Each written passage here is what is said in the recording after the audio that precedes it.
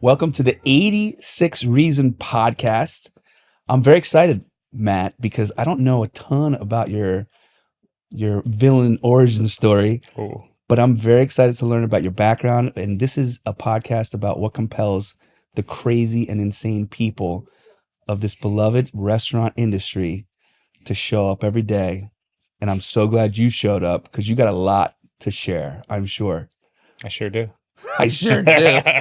All right, so Matt, I know you as Buddah and I know you as Matt. What is your official full name? Because I feel like you've become a caricature of yourself. So My official full name is Matthew Simon Budenstein. okay. Buddah And- for short. And did Buddah happen like in high school? When did Buddah? When I was a little kid, people used to call me Buddah. Okay. And I always wasn't sure about it. It felt disrespectful. You know, I'm a Jewish guy. I'm not Buddhist. You know, when I was a little kid, I was like, that seems disrespectful.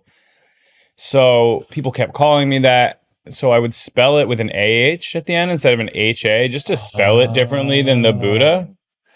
And is that why now every time I write you, I second guess myself on the way to spell it? It is. It's confusing for people because Buddha is spelled Buddha, Right. and I spell it AH. It's just always how it's been. And it's interesting, you know, recent years I've learned a lot more about Buddhism, and Okay. And it's do you feel by extension that you have somehow become the Dalai Lama of sandwich? I wouldn't go that far. Okay. No. I just was that putting comes words in. from, you know, you have to be born a sandwich incarnate to be the Dalai Lama of sandwich. And I'm not saying that wasn't born an incarnate, but you're generally selected as like a 3-year-old from your village and taken and trained in the sandwich arts to become the Dalai Lama of sandwich. And so that And I didn't think happen. I learned on my own through my I own see. training and my own observation. Well, I think this is a perfect segue because I've always wondered how the hell you got into this business. So what was your first restaurant gig? Oh man, Patagonia in Richboro, Pennsylvania. It was an Argentinian restaurant. This is where it all started. That's where it all started. I was a dishwasher How old were you? for Sunday brunch. I was 17.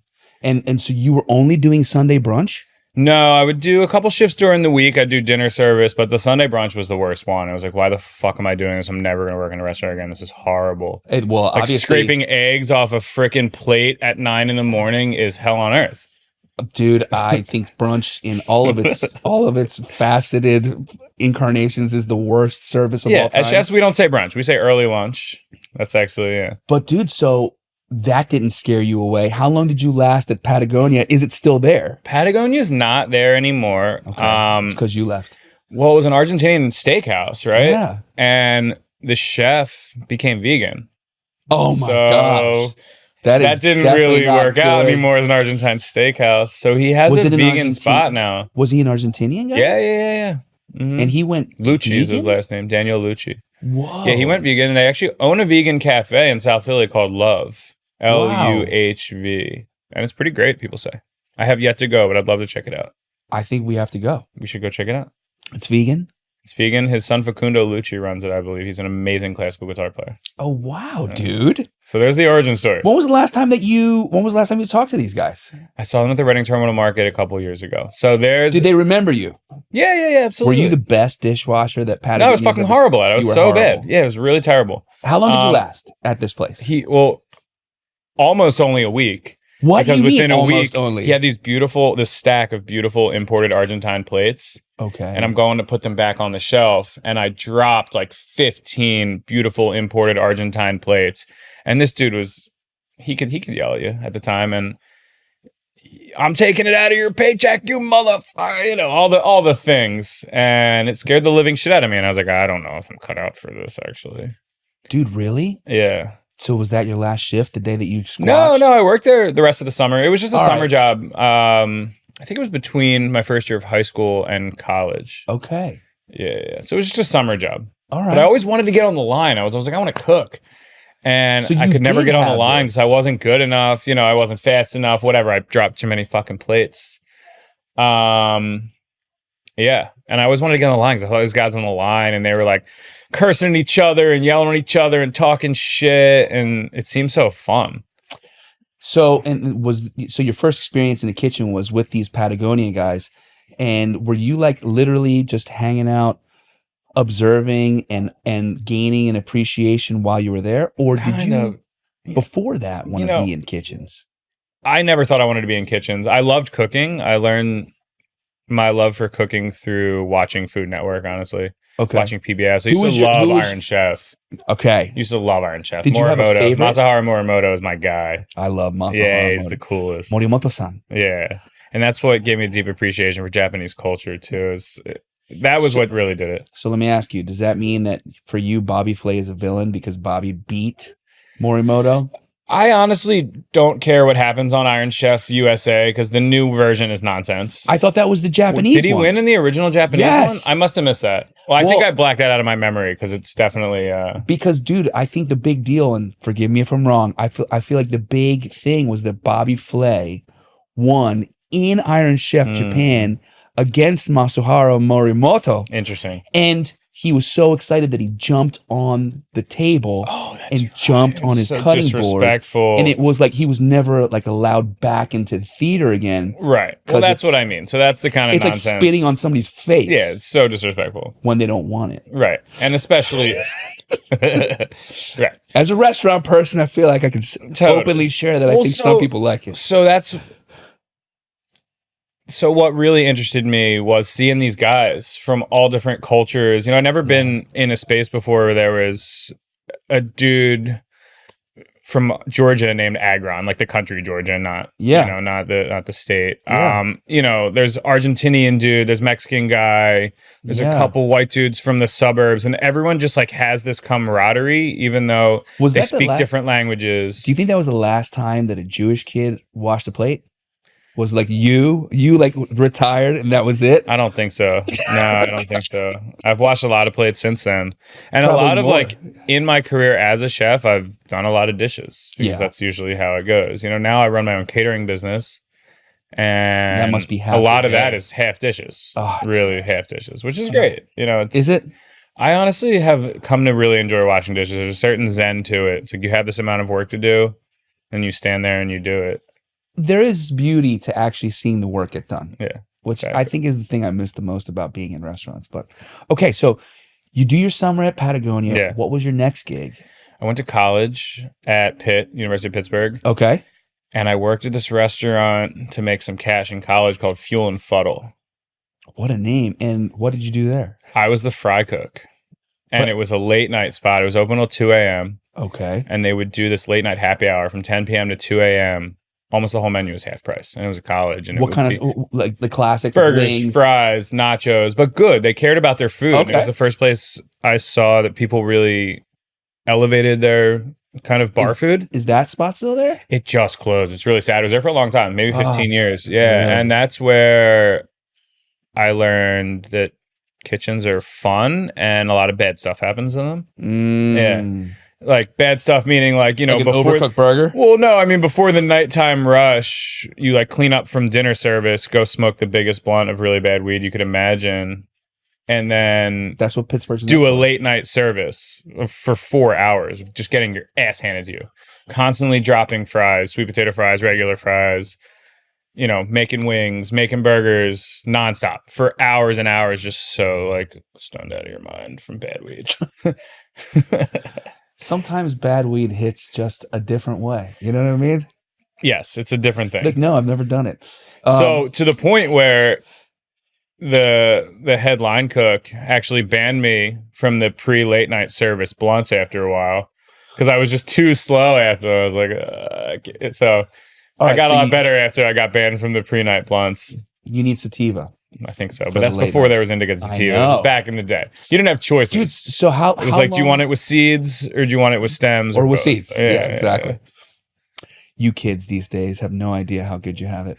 So, all right. So you're working at this spot, and you start to gain an appreciation. It sounds like for like fast, quick service stuff, but done well.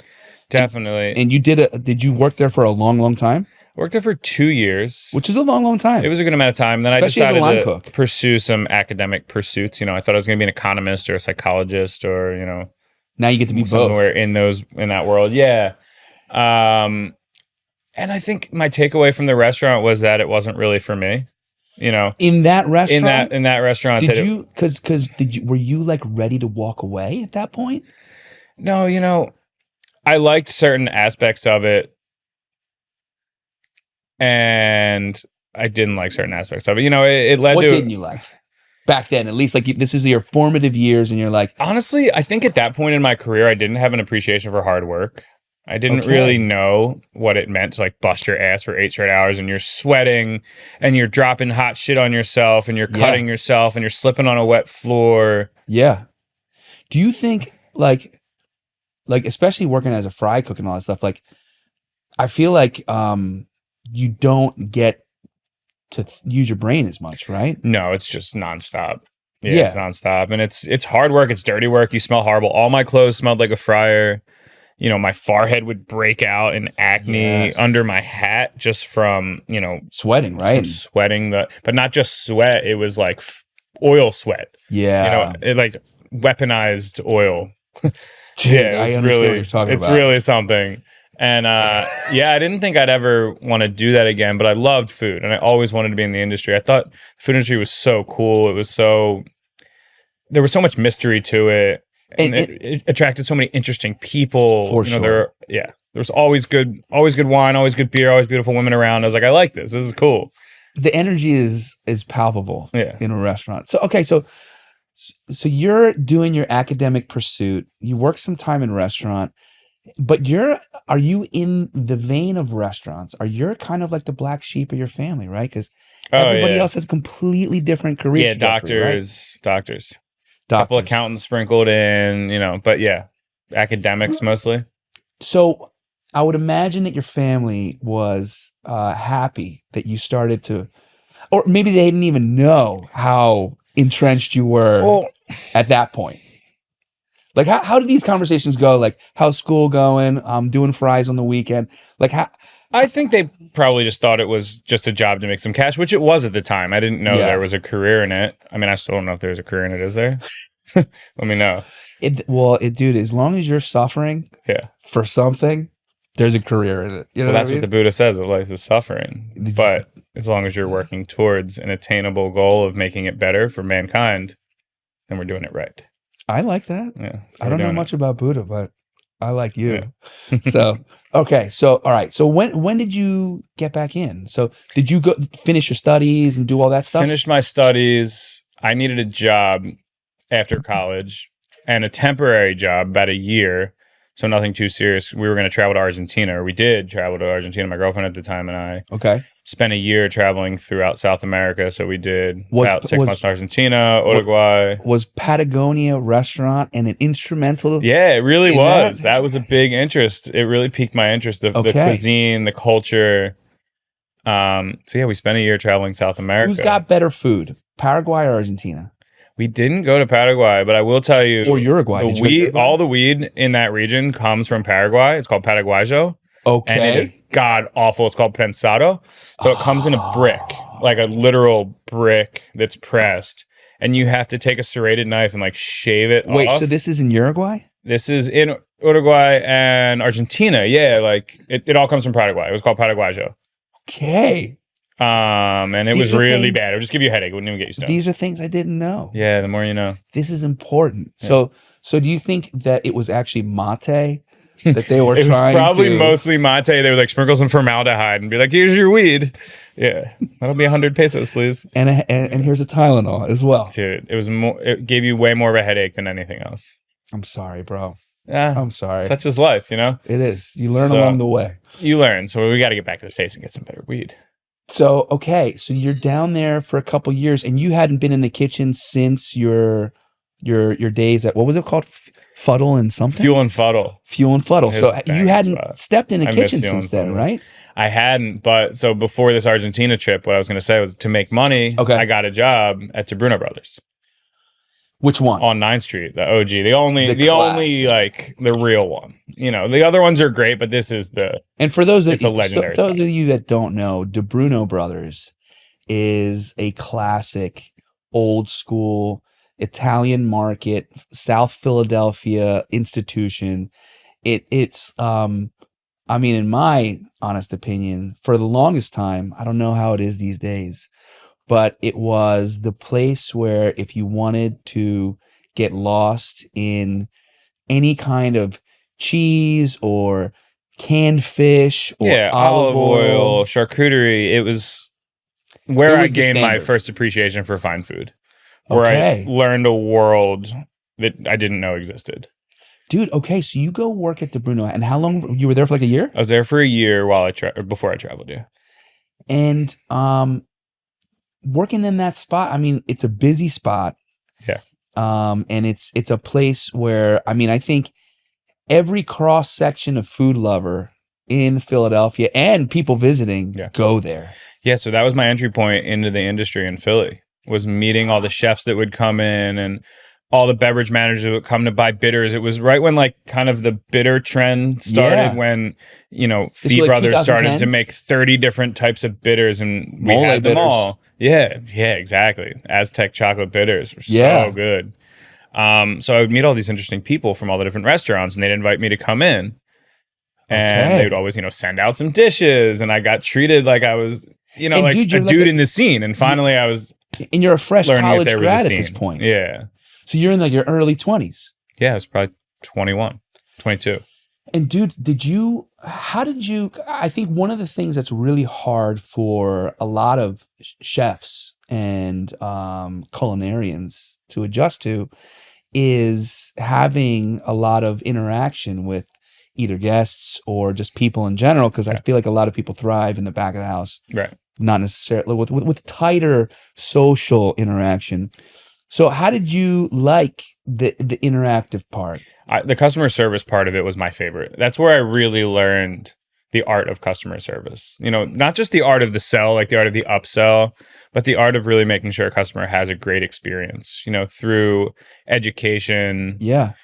There needs to be a reason why they're going to come into a shop that's pretty expensive. Yeah. And buy, you know, they come in looking for 1 or 2 cheeses, and they walk out with like 5 or 6 cheeses, spent $300. And they're like, what did I just buy? But they know that they got these incredible products, and I, you know, gave them this education that they can take home and impress their friends with. So it's an experience. It's not just shopping.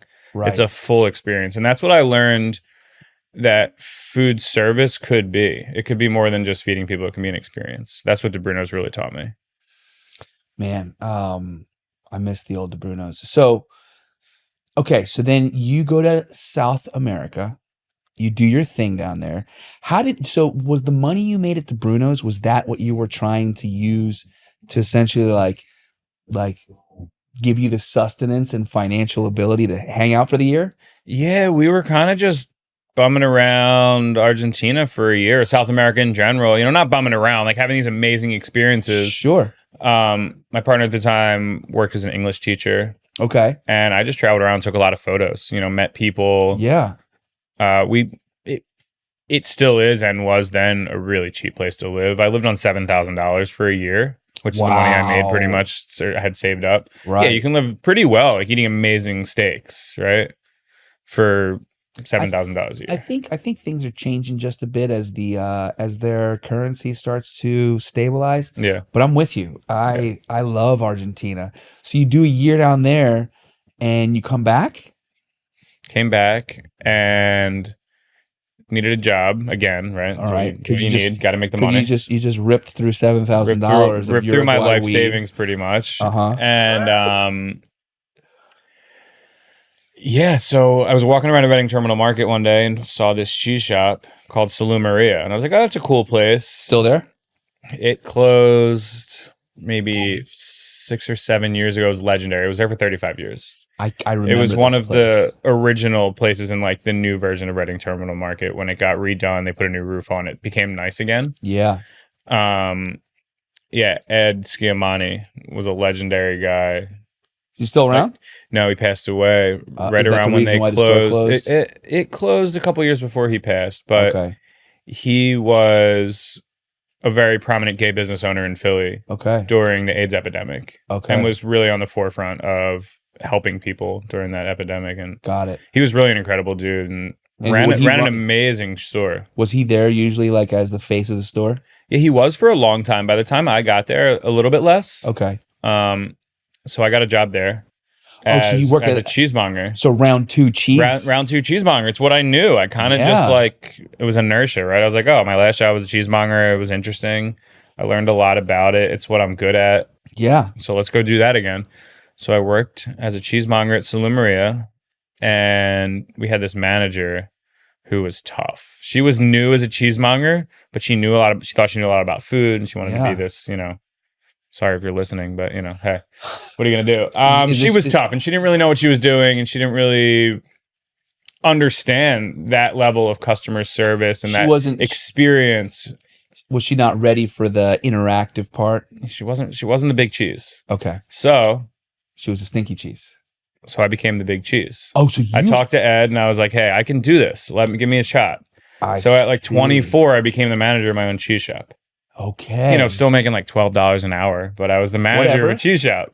You got that first taste of power. Yeah, exactly. Now I'm pulling this cheese in. Exactly. So it's like, oh, I'm the boss now. I can order any cheeses I want. I can hire my staff. All right. So it was a cool experience. Talk to me about how cheese shops work, because I got to imagine, first off, like it's one of these interesting products that I feel like sometimes gets better with age, but not always. Yeah. Right.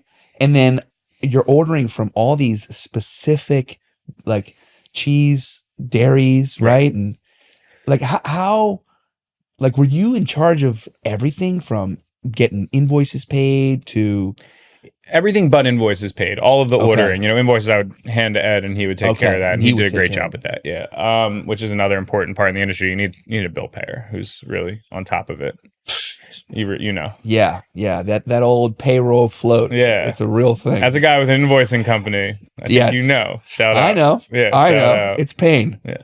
So you'll understand this. To answer your question, what's it like managing the supply of cheese? It's really similar to the wine business. Okay. Or wine in general, where, there's tons of different purveyors. They all have a unique product, and you need to be educated on the product you're purchasing. Yeah. You need to know which product they have is best at which time, right? And how it's going to age, or if it's perfectly ready when you get it in, right? So you get your fresh cheeses from a goat cheese purveyor that you need to sell in 2 weeks, or you get from your Italian purveyor giant wheels of Parmigiano that if you don't cut into for 2 years, they're just going to be better. What are a couple things that you think a normal cheese enjoyer should keep in mind about cheese, considering that I feel like at this point you are a sensei of cheese? We'll get into where you're at now, but before we leave cheese world, what are some kind of things like that you think, like as a normal lover of food, but that maybe doesn't know a ton about cheese, are good to keep in mind? Either like, say you're going to Wegmans, or you're just trying to get into it more. I think a big one is, for one, like if it looks good, it probably tastes good. You can really use your eyes to see, and like use all of your senses. Pick it up and smell it, feel it. If it feels like it might be nice, it's probably tastes pretty nice. Yeah.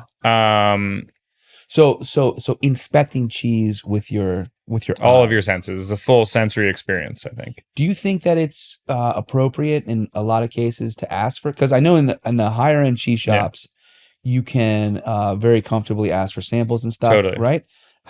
Is that something you think applies to most situations? At cheese shops, definitely. At grocery stores like Wegmans, I think it depends on their policies, but you should at least feel comfortable asking for help, because anyone who cuts a ton of cheese probably has a baseline knowledge. Yeah. You sort of have to know how to specifically cut wheels of cheese.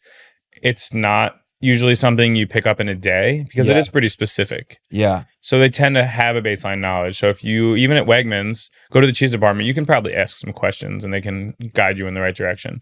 Are they going to be the most educated people in the world? Maybe, maybe not. Yeah. But they should have some help. My second one is I try to stay away from flavored cheeses. Like, I don't need cranberries in my Stilton, right? Just get really good English Stilton. And if you like cranberries, get some really great dried cranberries and have them with it. I don't need them to do that part for me, because that usually means it's lesser quality cheese. Okay. And that's not to say there's not really delicious flavored cheeses. There's amazing truffle pecorinos out there, but that's a general tip. Like if you see like fruit and nuts in a cheese, I'm like, I don't know if I really need this. I really like that tip, to be honest. Yeah. And then, all right. So how long did you hang at Saloon Maria? Man, I was there, I think, almost 3 years. 3 years. Yeah, and the Reading Terminal Market's a wild place. How many raises It is did you like get? a dark underbelly of Philly. Oh, man. I fought tooth and nail, I think, to get up to like $14 an hour. Okay. There was some overtime involved, and I worked a lot of hours, and, you know, he treated us as well as he could I'm while not saying he maintaining the didn't. business. But that being said, like, yeah. You're working These on jobs don't pay a lot. That's No. sort of why the industry is really tough, especially getting started. Because you can't just start at the top when you're making a salary. You need to start at the bottom of the totem pole at usually pretty close to minimum wage, you know, $12 an hour. And it's tough living in a big city on that. Dude, so like looking back on your Saloon Maria days, like what was like your normal day like? Because what I think is so interesting about this step is it's not like a traditional chef job. And I got to imagine your hours were like kind of like day job hours, It right? was a day job. You know, it was funny. I would commute into town on the train like a little office worker. Right. With my briefcase with like cheese knives in it. Yeah, I lived out in Northeast Philly in Reading Terminals in Center City, and I didn't have a car at the time, and I would take a bus to the train. Oh my gosh. And take the train into the city, and then do that reverse. Usually, like, have a couple drinks after my shift, get a little drunk, and then like take the train and take the bus home, and then like here I am. Dude, so like thinking about all of the effort you put in to selling cheese. Yeah. Like, what do you think it was about that gig that was like so compelling for you? I Because love you're not making money. Yeah. And you know what I mean? Like, I think there's less glory also in that kind of job. I mean, chefs get written up all the time. Yeah. There's obviously like all kinds of hubbub about new openings and stuff, but like you're essentially working with incredible, beautiful product and representing all these incredible dairies and farmers and stuff. But I don't think people give it enough credit. Yeah, I mean, I'll tell you what. A couple things kept me in it that I really, really appreciated and enjoyed. The knowledge aspect of it, getting to learn about all these amazing products, and the connections. That was the biggest part. I really felt like I was becoming a part of something. Okay. A part of this industry that I never knew existed. The cheese culture was at an all-time high in the United States, I think around the world at the time. Okay. Where and this was what? there were Was these this the amazing early dairies 2010 starting. kind of thing? This was 2013, 14. Okay. Yeah, where all these amazing new dairies were starting up with people my age who were cheesemakers now. And there were all these dairies that had been around for 10, 15 years that were teaching the new generation to start making cheeses. And this was happening around the world where there was a resurgence of farmhouse style, like traditional style cheeses. Got it. That had been forgotten or hadn't been made anymore or were like close to going extinct that people were reviving. And this is in Europe. And then the US, where there is not, you know, a history of artisan cheese as much. Yeah. There were people who were adapting these European cheeses to fit, you know, our terroir. It's a word used in wine a lot, but it really applies to cheese as well. Figuring out what styles of cheese work best for the type of cows that survived here, or that thrived here the best, the climate that they could age their cheese in, all of these things, and also the market, what people wanted. But there were these amazing dairies coming up, and I got to become close friends with a lot of these cheesemakers who are still dear friends of mine. We had a cheese group back in like the height of cheese called the Rennet Rough Riders. And we had these jackets that said Rennet Rough Riders, and we thought we were so cool. Madame Fromage was in it, and this Mike Gino and Sue Miller from Bertrand Hills and Steph Angstedt, like all these amazing people in the dairy industry. Get out of here, dude. So hold on. So what was the height of cheese? I think the height of cheese was in Philly. The height of cheese was the cheese balls that Madame Fromage used to have. These amazing cheese parties. At literally cheese balls. A cheese ball at Ruba Club, where everyone would bring away your entrance was, I think, a $10 donation to the American Cheese Society, maybe, and a wedge of cheese you had to bring to come in the door. And everyone would try to bring something super unique. You didn't want to just bring like cranberry Stilton. You're like, oh, who's that guy that brought the cranberry Stilton? I'll bring the blueberry Stilton. That's what you're probably the blueberry Stilton guy. Yeah. I'm apricot. The apricot Stilton guy. Yeah, that makes sense. It looks, but okay, so all right, so the cheese ball was the height of cheese. I think it was no like longer the peak. happen. She had one, I think, last year, and I think she's maybe doing it biannually now, every other year. Which, yeah, it's amazing. It's still amazing. If you get to go next time, I'll go next time. Yeah, I had to work, unfortunately, the last one, and it was hard for me to not make it. Years. But entering the chef years, and especially the catering years, your Saturdays for the rest of your life are booked. All right, before we leave Cheese World, last question. Yeah. It's the end of summer, Yeah. right? We're in Philly, Yeah. recording at the Philly podcast studio we are. space. I love this place, and I love the seasonality of it because now I spend so much time in Colombia that there is less of a, let's call it like a shift, right? In the things, because I'll tell you right now, I'll eat a green plantain pretty much every day. Okay. But here, obviously, we're at the end of summer. What is like a cheese, let's say end of summer or going into fall, that you would associate? Like, I'm sure you get excited about different cheeses, different times of the year. Yeah. Like, what's right now like the cheese?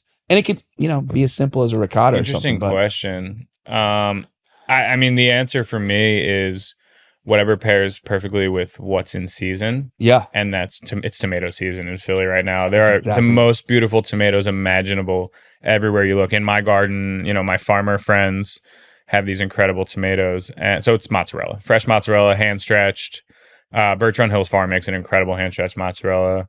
There's Caputo Brothers Dairy out in Central PA, makes amazing mozzarella. They also make mozzarella curd. Okay. And you can stretch it yourself. So this is a good segue because this is kind of how I started branching out from being a cheesemonger into like a public forum and hosting events. I would do these mozzarella stretching events at breweries. Yeah. Okay.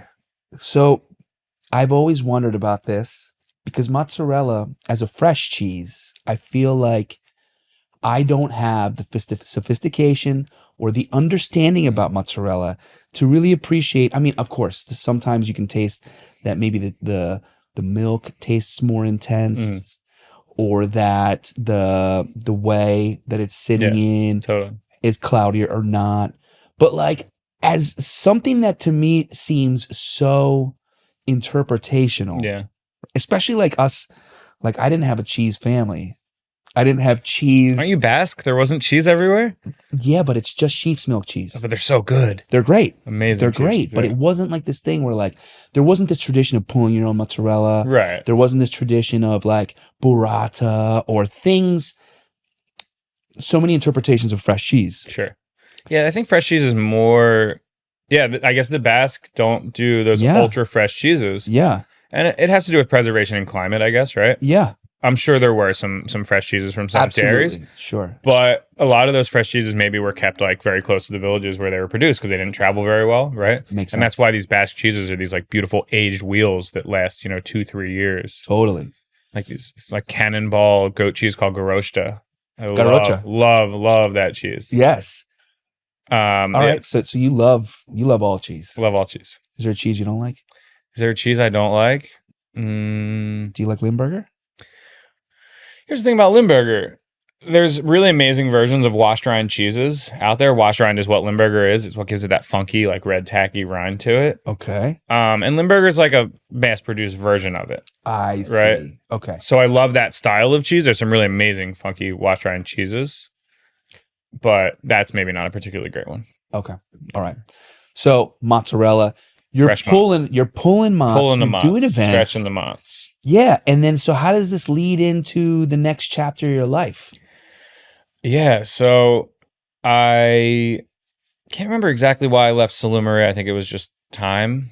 3 years. No, I do know why. I got a job at a food distributor called BK Specialty Foods. I thought I wanted an office job. Dude, I wanted to make real money. I know BK. Yeah, I wanted to make real money. I was like, this $12, $14 an hour thing, like you're like $15. I'm in my mid-20s. I got to make some money. Yeah. Like I want to, build something for myself, be able to afford a car. Right. So you moved I got a job at BK Specialty Foods, and it was my first like come to work with like a button-down shirt tucked in with nice shoes on. Really? And it was a real job. I was a purchasing manager there.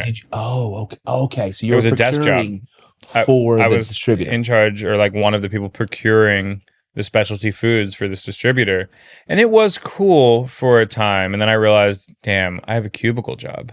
I never thought I would have a cubicle job, and for a specific reason. It's not what I'm cut out for. It's not what it's not how my brain functions. I was miserable. I gotta imagine the only, obviously like foundation and all that, but I gotta imagine trying to get some of your dairy friends into a distribution channel like this is That was like the other thing. positive I was thing. working with these small artisan producers that I was becoming close friends with at Sula Maria.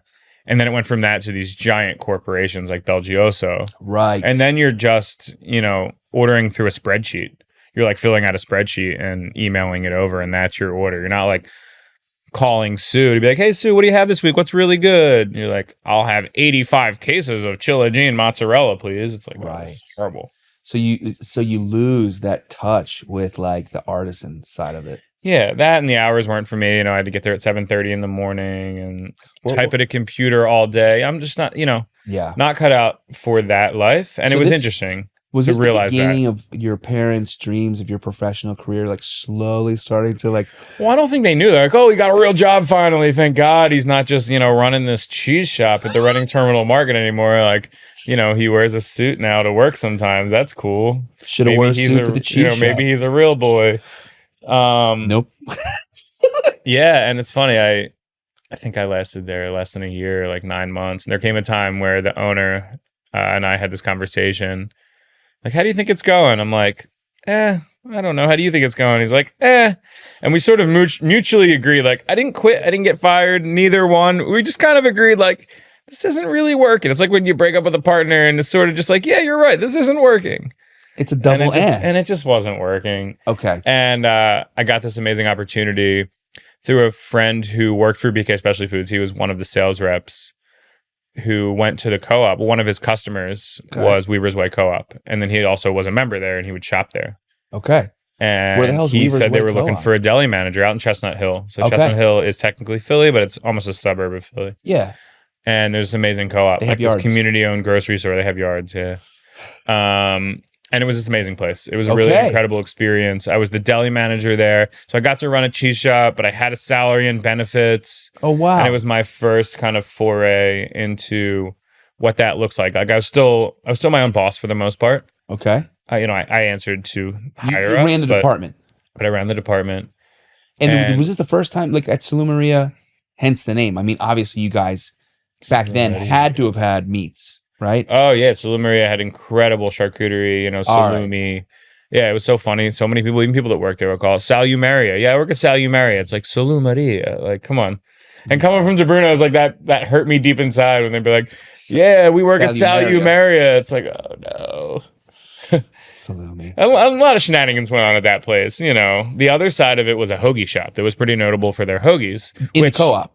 No, sorry. So we're going back to Sula Maria, which we didn't actually mention this. Okay. It was a cheese shop on one side, a hoagie shop on the other side. And I should mention that as the next segue. But we'll wait a minute for that. There was this amazing hoagie shop that was run by people who didn't care as much about their job as I cared about my job. And like the manager over there, I'd walk in and it'd be like, what are you doing over there? It's like, oh, just giving haircuts next to the slicer. And this dude would be giving buzz cuts. No. Next to the slicer. And no, not to defame the Sula Maria, because it was an incredible spot, but just to show that like there was a certain lack of care that would go on in certain corners of the industry. There was different managers. There were different managers for each side. Yeah, there was a deli manager and a cheese shop manager, and we sort of butt heads a little bit. Did you get because that person like I had this also, respect. No, Matt? I didn't get that person. Are you sure? That person asked himself because he was cutting hair next to the. That was part of it. Yeah, there was some hair cutting going on behind the line. Which, for those of you who have ever worked in a restaurant or eaten at a restaurant, hair's or even bad. thought about restaurants, hair is bad. Hair's pretty bad in food. Yeah, so you usually don't want like weaponized hair flying across the whole deli. That's wild. Yeah, it was pretty wild. I've heard of a lot of things. Yeah, that was a good one. Haircuts. That was a good one. Kitchen. Yeah, that was a new one for me too. It was like they could have done it anywhere. They could have done it in the basement, which was like the basement of Reading Terminal Market is its own special level of hell, which is like it's like the first level of hell because it's pretty fun, but also hellacious at the same time. Dude, I can only imagine some what wild critters are down there. Yeah, there's some unspeakable things happen there. I didn't know there was basement. I didn't want to know there was basement. I'll tell you more about it when you're older. Okay. Yeah, because I don't want to know what's down there. That's for anyone who doesn't know, I think Reading Terminal is the longest running market in the U.S. And it's an incredible place. And I will say, history comes with its stuff. It does. It's a 300-year-old building. But Yeah. that being said, like as far as sanitation goes, the place is amazing. They do a really nice job of keeping it The hair in tip-top out of shape. The hair out of the slicer. Yeah, all Yeah. those things. That's not representative of Reading Terminal in general. Just that one particular snapshot in Right. time. Things happen. Things happen, and you got to be here to tell the story. All right, so, so you had your sandwich experience. Were you doing sandwiches out of the co-op? So they made sandwiches at the co-op. It was an adjacent department, but not mine. But Why I became not? friendly. That's Why what I are all always these- said. That's what Why I are always all said. these operators I know. making this so fucking complex? It's a big co-op thing. Is like Each person runs delineation their of thing. responsibility. Yeah, I which is get fine. it. Which is fine, but I always wanted to have more involvement in the sandwiches because we made these amazing sandwiches at Saloon Maria, and I was like, "Hey You're guys, I'm already really slicing the qualified to meats. do this." Aren't you ordering the meats too?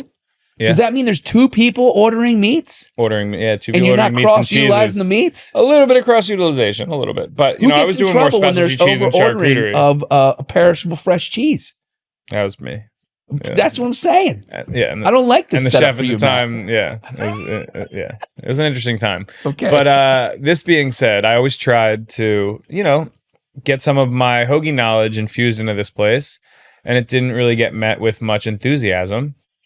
But No, at the same 'cause time, we don't care what the deli guy. we don't care what the deli got. No one has cares to about the say. cheese. Shut up, cheesemonger, cut your cheese. Correct. But at the same time, I did cut my cheese. I was doing these demos of cutting wheels of Parmigiano Reggiano. And I would schedule it every couple of weeks. We'd open a wheel and I would have it on the schedule and Were people you would guys come. ripping through that much parm? We'd sell, yeah, it was really busy. It still Wow. is really busy. It's an Wow. amazing grocery store. Okay, cool. Yeah, Weaversburg Co-op's great. They have maybe 4 locations now throughout Oh, that wow. area. And I would open these wheels of parm and people would come watch and I'd give samples and I would educate people on the parm. And it became this really fun experience. And I realized that I can still be a cheesemonger in a way, even though I'm not selling cheese by the pound over the counter like I was at DeBruno's. I can still educate. And I realized there was potential for events and, pairings with breweries in the area. Yeah. So I branched out on my own and started doing these pairing events at breweries. Okay. And one thing led to another, I'll skip ahead a little bit, but I would do these, mozzarella stretching demos at breweries and these cheese pairing where I would use, let's say all Valley Milkhouse cheeses. She's an amazing producer in Berks County. And I would pair them at a brewery with all of their beers and we'd pick the perfect cheese with the perfect beer. And it was like wine pairing events, Yeah. but we were doing them with beer. It was also coincided with the height of the beer culture. Really hit its peak around the same time cheese culture did. Man, all these fermented friends. Always fermented friends, Just exactly. Coming into their... And so I started doing these events and people started asking me if I could do private ones in people's houses. Okay. So I would go in people's houses and do these private events where I would do cheese and beer pairings for someone's birthday. They'd invite a bunch of their Sure. friends. They're like, oh, can you make a little bit of food while you're there so it's more substantial? I'd make a little bit of food. And next thing I knew, I was a chef. So this is how you became a chef. Yeah. In Next probably thing I knew, the I was most doing these, thankless version of it, which is cooking I was for doing people these in their private houses. dinners at people's houses and doing catering. Okay. I was doing catering on the side. And I was really inspired by one of the managers at Weaversburg Co-op, who was this awesome chef named Alyssa. And she would do private catering events for people. She lived in a Okay. pretty wealthy area and she would go into these giant mansions and I would help her out sometimes serving or cooking. And I really got inspired that I could do this. I can make really good food. Yeah. I always made really good food for myself and my friends. Yeah. And I started. Dude, I've heard started about that. these epic barbecues. Epic barbecues. That I never got to experience, but I've heard about You don't them. spend enough time in Philly. They You gotta come. they ripple through the whole time space continuum. I mean, I've seen some sausages and briskets and stuff. Oh yeah, All right. you've seen some sausages. I have. I'm hoping that I get invited to one of these future events. But We're doing one in Maine in a couple of days. You coming? in Epic when? What barbecue. day? Friday night. Come on up. Bachelor party in Maine. We're doing.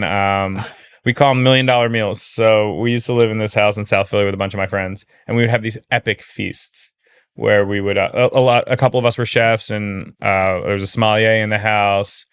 And we would go source the best possible ingredients. These giant dry aged steaks and shellfish right from Samuel's, which is our seafood distributor. We go to Capuccio's. A classic. We get the best sausage, and we'd have these epic feasts where we do seafood towers and these steaks this thick, and we call it $1 million meals. And we're doing one for my buddy's bachelor party who lived in this house on Friday.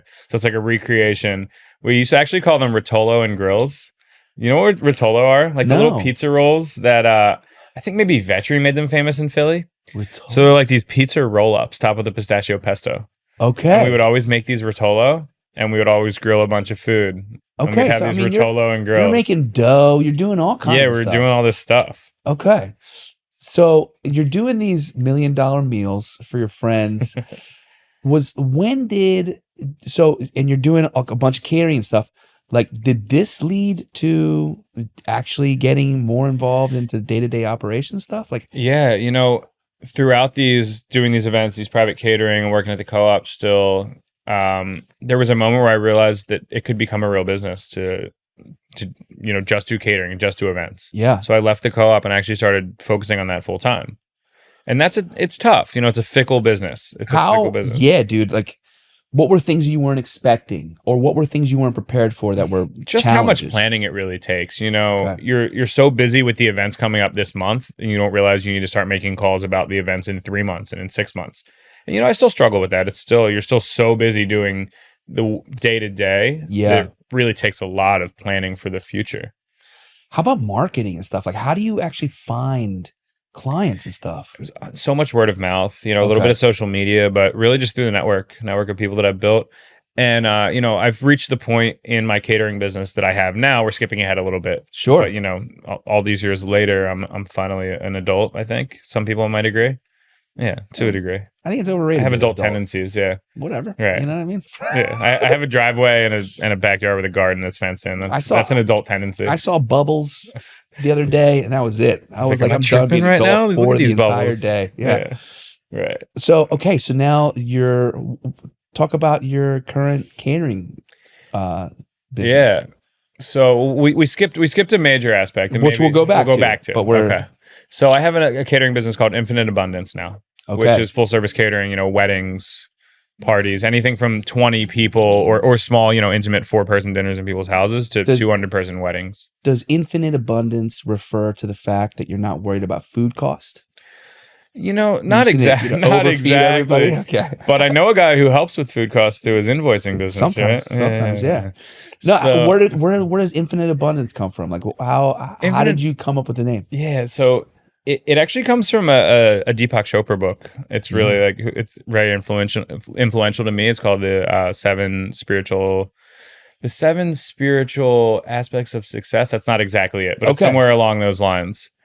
He makes me feel good when I hear him talk. Maybe the 7 aspects of spiritual success. It's kind of a tongue twister. Yeah, I like that. And it's a concept that he talks about is that, there's an infinite abundance of energy that flows through the universe. Mm-hmm. And you can harness that and distribute it throughout the community, throughout the world. While, creating abundance for yourself, you can also help create abundance for others. So part of that is for me sourcing as much product as I can from local purveyors. Okay. So, distributing, like keeping the economy as local as possible. Building community. Like it's not just an infinite abundance of food. It's not just an abundance of food. It's an abundance of community, an abundance of memories that we create through our events.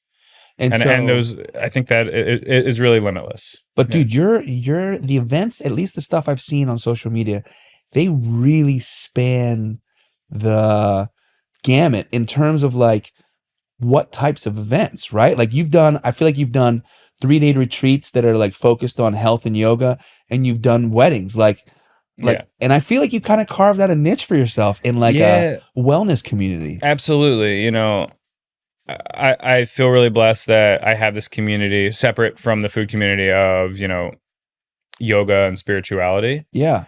And I've been able to do these amazing yoga retreats and teacher trainings where I'm cooking in a closed container of people who are there for a specific purpose, to better themselves and better the world.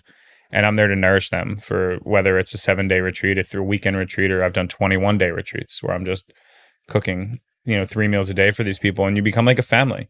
And it's such an energetic exchange that I really love. And I really love the positive vibes here.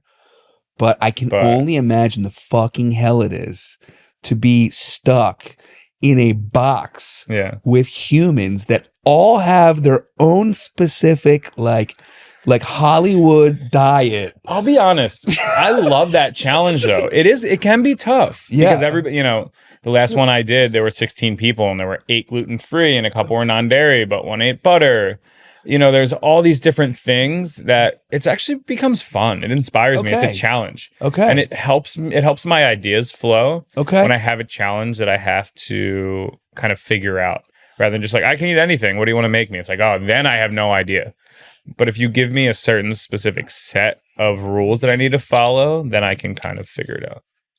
It's really appropriate that your name is Buddha, because that was the most unchef response to such question, and I really appreciate that. Yeah, I mean, there were the days of like someone ordering a well-done steak and you like drop it in the fryer and then finish it in the microwave. But those days are past. You know those days. No, I don't. Yeah, okay.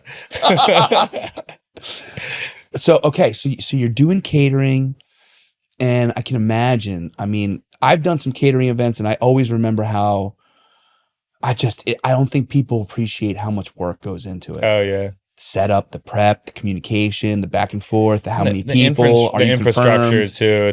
It's yeah. Do you have a van, dude? I have a very large SUV. I run a U-Haul when necessary, but I have a large SUV. Okay, cool. And I load it up. It's fun. I play Tetris. I play this game called Is It All Gonna Fit? And the end result is it always all fits, no matter how much shit it is, no matter how impossible it seems. It's like some Mary Poppins level shit where you think there's not a chance in hell it's going to fit in there. But you make it work. Somehow it does. It fits. Yeah. That's really funny. Well, you got to like jam the trunk closed, but it fits. Dude, I mean, I understand. I used to do the PLCB runs from my restaurant, which was a large steakhouse that did quite a bit of volume. Did you microwave the well-done steaks? I don't think we had a microwave, but we certainly, there were things. There was disdain for the well-done steaks, I'm sure. It's actually tough when you take this beautiful cut of meat. Can I be honest? Yeah.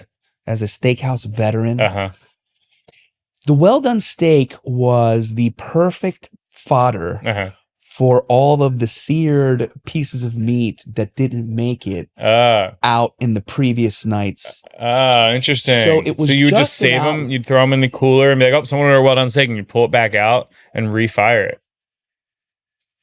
That's a secret that we're going to keep that between us. There's always, and I don't know if people know this, there's always also a vein cut. Yeah. In the strips. Yeah. Which are a perfect well-done steak. Right, because it's all dry and veiny anyway, or like gristly anyway. Exactly. Interesting. So, So that being said, if you're a well-done steak eater, maybe reconsider your life choices. Honestly. Or don't. It's up to you. If you're whatever makes you happy. If you're a well-done steak eater, I think there's 2 ways to go. One, there's always a braised dish that I think is really appropriate for a well-done steak. Get the braised short rib. It's delicious. It's meant to be that way. Or if you're going to destroy a steak, destroy the ribeye. It's got lots of fat in there. It's still going to taste pretty good. Yeah. Yeah. I've eaten my fair share of well-done ribeyes. Yeah. Yeah. Interesting. Absolutely. That you cooked? I hope not. I've made the mistake. I've made mistakes a few times. But that's what A1 is for.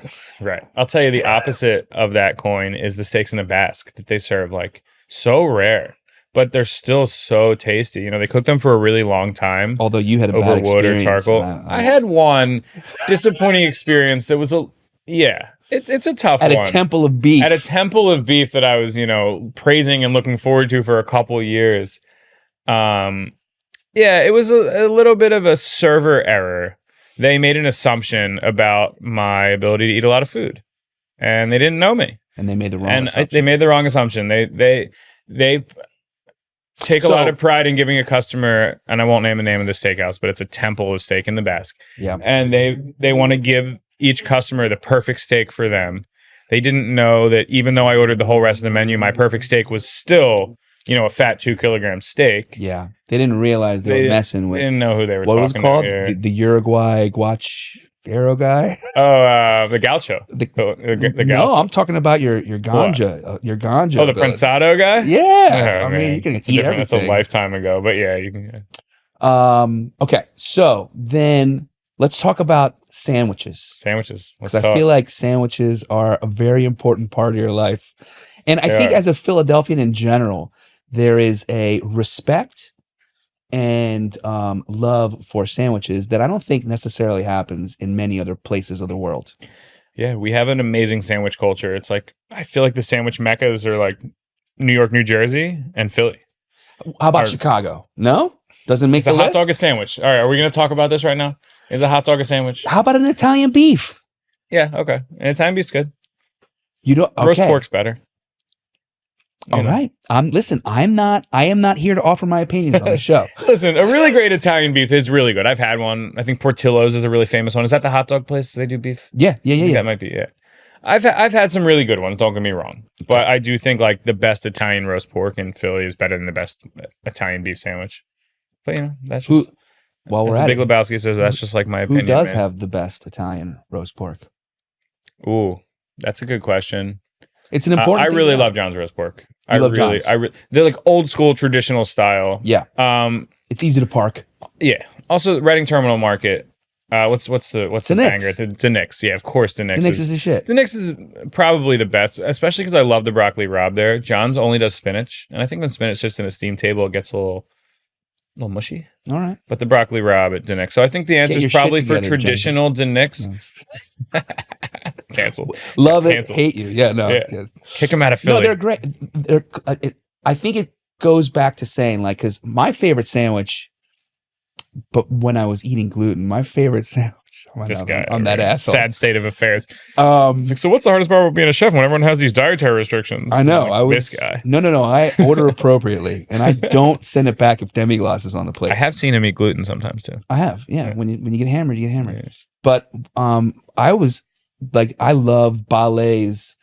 The banh mi. Their banh mi is so good. The roll they make is so good. But that's just like the tip of the iceberg. Right. The roast pork sandwich, obviously the hoagies. Right. So you asked like, what's my favorite? So the roast pork. The other side of that coin will lead us to our next segue. Okay.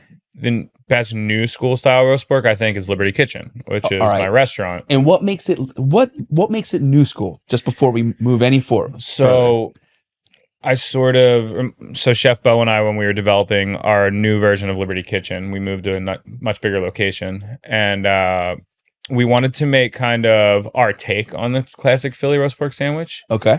And it was sort of a tie-in of my experience. So we make a wine, like a Chianti wine spread that we spread on the roll, which is like the wine spread that they make at DeBruno Brothers. They have these amazing cheese spreads at DeBruno Brothers. Oh. So I recreated this port wine spread, or this Chianti wine spread, I should say. And we put that on the roll, and there's provolone in the spread. Addition. Yeah. Okay. Yep. Why are you giving all the secrets away? I mean, if you want to go make Chianti wine spread at home and roast a bunch of pork and make broccoli rabe, do it yourself. That's fine. Or is it Chianti? I'm not the sommelier. That's you, buddy. I don't know. No. That's you. I feel like one of the most hysterical things that I often hear thrown out there is how if you won't drink it, you won't cook with it. And I've never seen anyone cook with a wine or liquor product that I would ever drink, knowingly. So it's just one of those funny things that I know. I struggle with that too, because the wine does impart a lot of flavor in your food. I do tend to use a little bit nicer than like bottom of the barrel wine when I cook. Mm-hmm. I'm not going to get yellowtail because it's probably just like sugar water at the end of the day. Okay. I will get something a little nicer. I'll get like an actual Italian Cabernet if I'm going to make I'm going to make a bolognese. Why not? I won't. Might as well. I mean, I'm just being honest. Well, so whose food do you want to eat? Mine or Xavier's? I mean, we should do a pan sauce showdown one and day. See if you can even tell the difference. Maybe not. It would be interesting. I'm not saying I use a really expensive bottle of wine, but instead of like the $8 bottle, I'll use like the $14 bottle. There's a really cool Instagram, and I forget the guy's name, but he's like I think he's in London, and he does all these incredible. He throws the towel. You ever see that guy? He throws the towel at the camera when he's done. No. Anyway, maybe I have. He's always popping this crazy shit to cook with, and I'm like, this motherfucker is definitely I think it's Instagram character, TikTok, whatever. Yeah, I'm like, what are you, a prince from? Definitely a Saudi prince. Anyway, okay, whatever. Okay, so that's the clientele I'm trying to get. I need the Saudi prince clientele for my catering business. If you have any connections there, we like that guy. If I can cook for him, I like him. I like him too. Yeah. I like him too. All right, so Liberty Kitchen. Let's get into that because I feel like obviously that's a big part of your story too. Yeah. And I mean, you've got incredible background in cheese. You've done catering. You've done deli. You've been shunned from making sandwiches within the own co-op that you worked in. Yeah, I had my epic return to the sandwich station. So you had your shot. How did that go? Like, and how long was that? It was so interesting. Originally, it was intended to be a cheese shop. I got approached by a man named PJ who has a company called Bryan Street Picklery, which is a pickle company started in Philly. They make really amazing pickles. To this day? Yeah, to this day. Okay. And he needed a pickle factory. He wanted to start up. He needed a commissary kitchen to produce all of his pickles in. Okay. So he found this space, and this is before I came along. And above it was a storefront that he wanted to put a deli in, but he wanted somebody to basically sublet this deli from him and run it. Okay. And he approached me, through a connection a mutual friend that we had.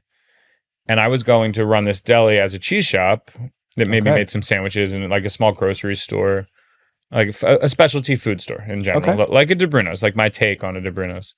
Cool. And my partner in that, we had the plan, we had the business plan drawn up, dropped out kind of last minute.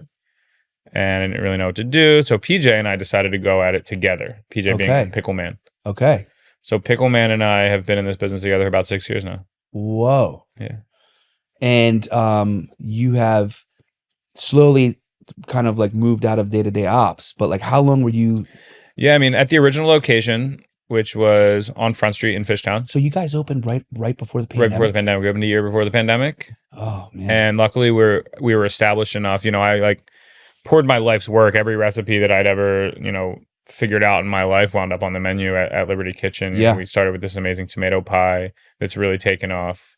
And to this day, my interpretation of like every classic Philly hoagie wound up on the menu. Okay. My macaroni and cheese, my Caesar salad. For those out there that don't know, what are the classic Philly hogies? What are the classics? The classic Philly hoagie shops. Is that what you're asking me, or the classic hoagie? Okay, so Italian hoagie. Yep. All right. Gabagool, mortadelle, Genoa salami. Okay. Provolone. Okay. Usually oil vinegar. We do a creamy balsamic. That's what I love because it has that like mouthfeel.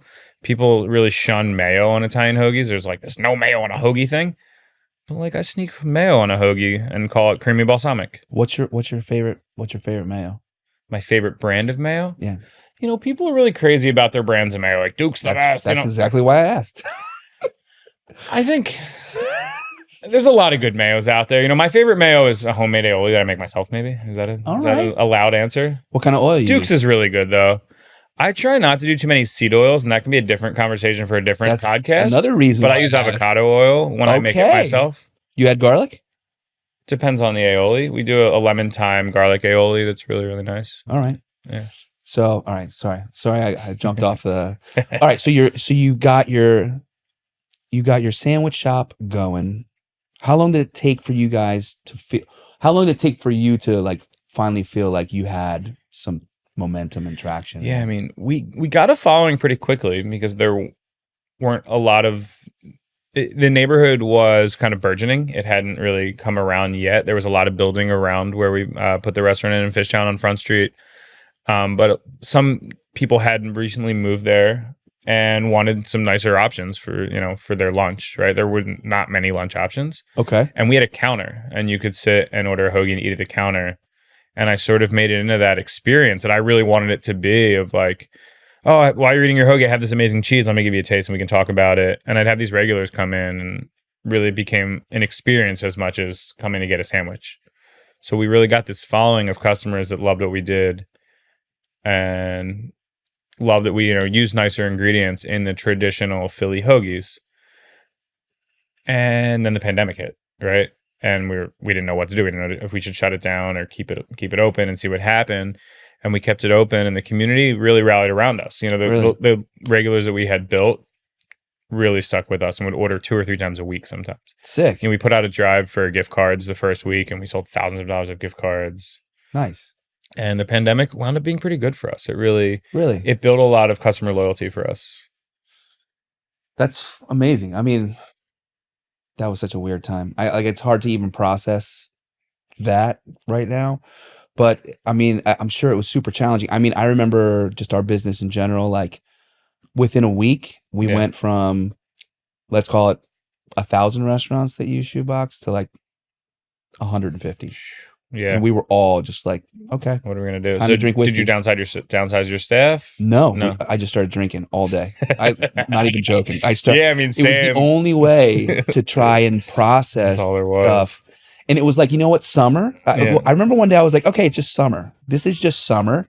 Like high school's over. And let's see how long we can survive summer. And I know. it got weird. The city got weird, man. Helicopters got were weird in over top general. of my house every day. I was just like, I remember looking at my credit card statement during the pandemic for a couple months, and I was spending as much on wine as I was on my rent every month. Just buying cases of wine because there was nothing else to do. yeah. It was me and my roommates and a couple close neighbors that were in our bubble. Remember the bubbles? Oh, yeah. Stay in your bubble. Don't leave your bubble. I did. You I left was your very bubble. good at my bubble. You stayed, So we would have these amazing feasts with our close group of friends, and we'd get all this great wine, and we would still I'd order nice steaks at Whole Foods or take it to go at Capuccio's where I love to get my steaks. Yeah. And I'm spending so much money on wine. Eat and drink your way through the pandemic. There was nothing else to do, and there was nothing else to really spend money on. It's not like we were traveling. It's not like we were going to sports games. That's true. Oh, So we had some disposable income, and we got a couple stimmy checks in there. It's like, $2,000, sweet. Let's buy some wine. Yeah. So I was getting like wine. I was in a couple wine clubs, getting deliveries, like Discovery Wine and Kingston Wine. Now we know how you spent those government funds. That's good. Yeah, I think a lot of people probably did. Could have been worse. So, dude, surviving that, huge deal. And then, when do you think? I mean, Liberty Kitchen itself. I mean, I feel like it's taken on a very. How many Liberty Kitchens are there now? We have 3 now. There's 3 Liberty Kitchens. Yeah, we have 3. We have one in University City inside 2 Locals Brewing, Okay. which is near Drexel's campus. Okay. So that's inside a brewery. It's like a window in a brewery. Rad. And then we have another location in a market, almost like a little Reading Terminal market called the Fairway Okay. in Chestnut Hill, right off of Main Street in Chestnut Back to Hill. Chestnut So actually Hill. across the street from the co-op, which is pretty cool. To go back to my co-op roots. Yeah. And I was a little nervous, telling the managers of the co-op that we were putting a hoagie shop in, and they loved the idea. They all embraced it. You were It's nervous a different thing. It's not. to tell them that you were going to Yeah, I make didn't- sandwiches. I was even though they wouldn't finally let you make gonna get a sandwiches? chance to make sandwiches in Chestnut Hill. Yeah, it's a really kind of full circle moment. I wonder. All right, so you've got catering you got going on. You've got Liberty going on. Do you ever get slack from the culinary community because you haven't done the traditional route? That's a really interesting question. I get used to mental slack. I give myself slack more than anyone else gives it. Because I didn't spend like years banging pans on the line, go to culinary school, Yeah. Part of me wishes I did. And I'm grateful I didn't because it led to where I am now. God knows what I'd be doing. I'd probably be doing heroin in a back alley if I had gone that route, Some people made a career out of that. Yeah. Yeah. Right. So I'm proud of my path and where it landed me and all the connections I made throughout. But no, I don't really get flack. I think a lot of chefs these days have taken non-traditional routes. A lot of the people I know have kind of done it their own way. Some have definitely worked in restaurants throughout, and some kind of just opened a restaurant and started making a lot of good food. Yeah. Agree. And with that, you've also got a project that you started, right? Yeah, Wow Burger. Shout out. So you got so how many things are going on right now? Infinite. Abundance. An infinitely abundant amount of things. So you've got a catering business. You've got a burger spot. Yep. And then there's 3 sandwich 3 focused. liberties, yeah. So What have you learned along this way? I've learned to schedule my time appropriately. Okay. And put good people in the right places. So we have really good people running Liberty. Okay. I'm not in the day-to-day operations of Liberty at all anymore, which is really a blessing. Yeah. I love it dearly, and it was hard to step back from it. Yeah. But it was the right decision for myself and for the business. Yeah. There was doing it throughout the pandemic, nonstop, 80-hour weeks in those crazy conditions with a mask on and, working long hours, and the dishwasher broke, but there's no plumbers because it's a pandemic. And we're like washing dishes by hand 9 hours a day. It burnt me out. I got really burnt out after the pandemic. And, how many years? This was like 4 or 5 years? Almost 4 years in. Okay. Yeah. Like 3.5 years in, I guess. Of working there, 6.5 days a week, more than 10-hour days every day. What is up with the collective guilt that restaurant people assume when they have to choose their life or their own? Where do you think this comes from? It is a restaurant culture thing. I mean, I think it's just because it's necessary. You have to make your life for it to succeed. You can't half-ass it or it withers away. That's why it's such a hard business. It needs your full focus and attention and doesn't a lot of times leave room for much else. Yeah. So I stepped away from it and we hired for our new location of Liberty. We moved to a much bigger space in Fishtown. Nice. A really amazing chef named Bo Needart, and he's amazing. Yeah, he really stays true to what we've always done at Liberty. That's cool. Infused his own flair in the kitchen and in the staffing and in the menu.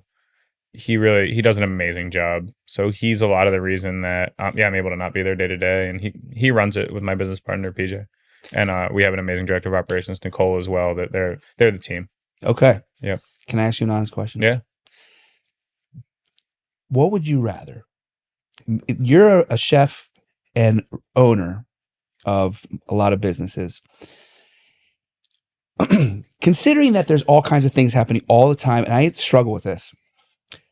If I came in to any of your spots and didn't have the best experience, you want me to tell you the truth? Or would you rather just me placate you so that you can actually get some sleep that night and don't have to go through this fucking wild goose chase to figure out what happened?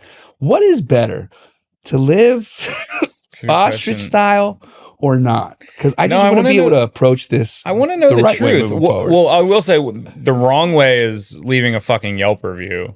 1 star on Google. There was a cockroach in my sandwich. That never happened.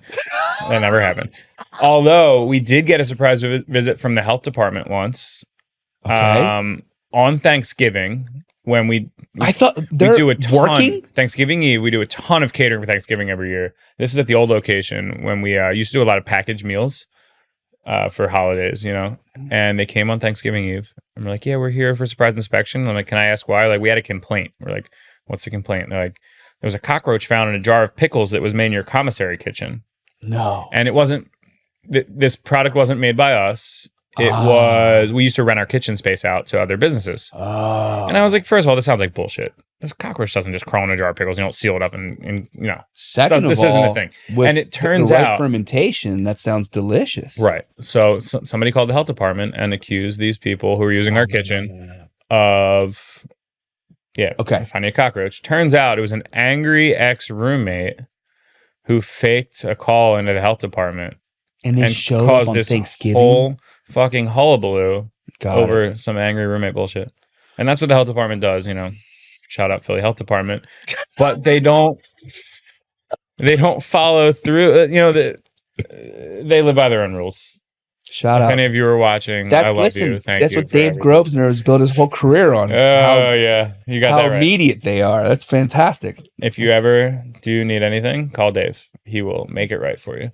And he does it with style. Yeah. So, all right, man. So so you want me to tell you the truth? Yeah. Tell me the truth. Don't leave it as a review. We got a 1-star review the other day on Google, and we have a really good Google review. I think we had 4.5.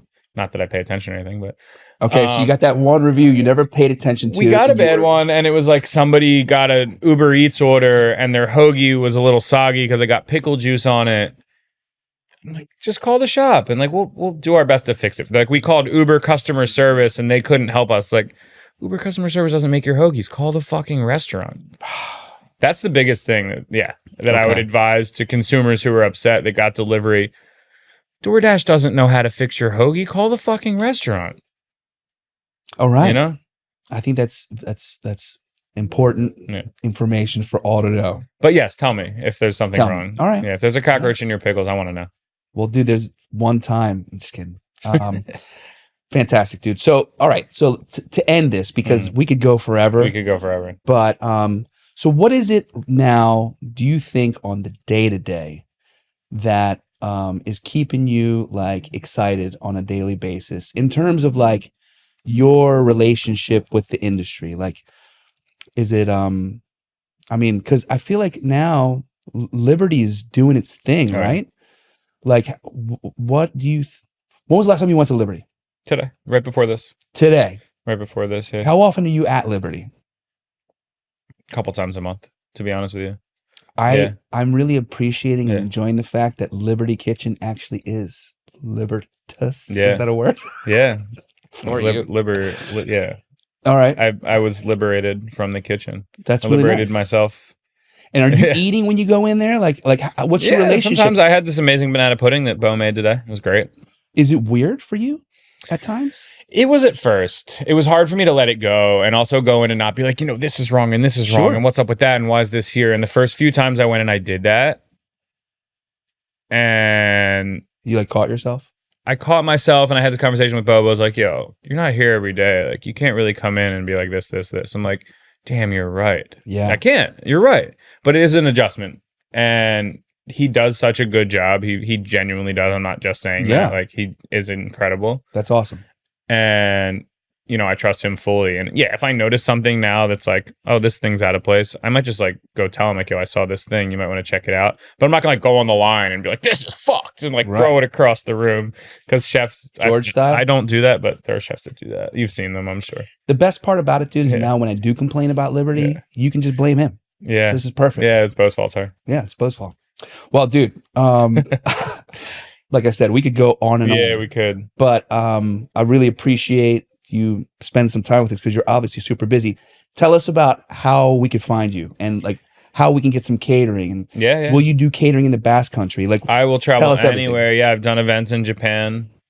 Yeah, I've traveled all across the country cooking. Yeah, I love traveling for events. Absolutely. I'll go to the Basque. all right, Yeah, I'll go to Colombia. Let me know. what's your handles so people can follow you? So Matt Buddah Cheese, Okay, Buddah, Buddah cheese. Yeah. Okay, and then Infinite Abundance Worldwide Okay. is my catering. Yep, and then Liberty Kitchen PHL. And Those are the if- three you can find us at. if you put 86 Reason in the hashtag, Mm. Matt said he'll give you 10% off on your catering order. We can No. talk about that. We can talk No, about that. we'll throw in the Talk- 10%. Yeah. 86 said they will actually pay me an additional 10%. That's correct. Right. We're trying to build community here. Definitely. Infinite abundance. That's All what right, we do. brother. Thank you for joining Dude, 86 thanks for having me. This Reason, is man. great, bro. 86 Reason Podcast was brought to you by Over Easy Office, outsourced bookkeeping solution.